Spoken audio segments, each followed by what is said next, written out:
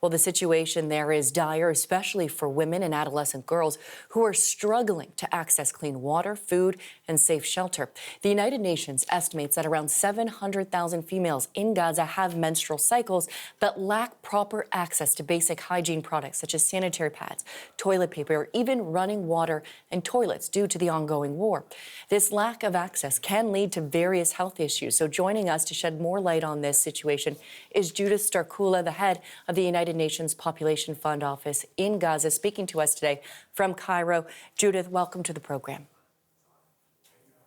Good morning. Thank you so much for having me.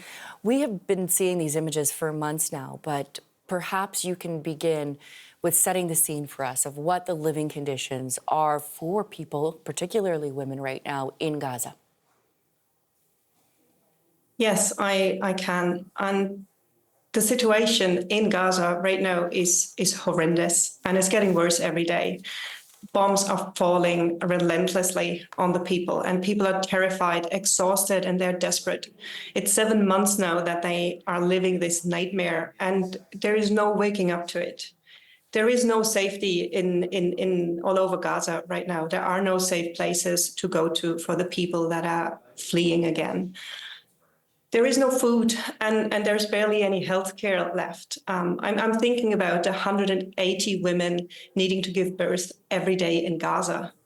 Where are they to go, and what can they expect? Hospitals have turned into battlefields, and healthcare workers are often too scared to go to work and assist those women. There are hundreds of thousands of lives at stake. And with the aid that is coming in, it is not at scale. It is not enough. And to distribute this aid, there is no safety on the ground to do that. It's a deliberate situation. And the one thing we need right now is a ceasefire to make sure we can deliver aid. People have a safe place to go. Over to you. Okay, fair enough. I'm wondering if you could perhaps talk specifically. You mentioned there the struggles that women who are pregnant, who have to deliver under these kind of situations, very trying situations. I wonder how women and girls are coping with things like giving birth, with things like menstruation and this lack of sanitation and the lack of resources. What is the result of that? It's one step after another. So for the last month, women who are pregnant will have had very little chance to get prenatal checkups, to eat healthy food, to enjoy their pregnancies even. Now, when they find a place to give birth, there's no time to rest then neither.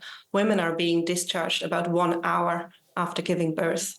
Women who had cesarean sections, major abdominal surgery, are being discharged within the first 12 hours. They're being discharged home, and home often is a tent on the side of a curb, where they then have to make do with the little belongings, the little things they could bring, and a new life they have to care for.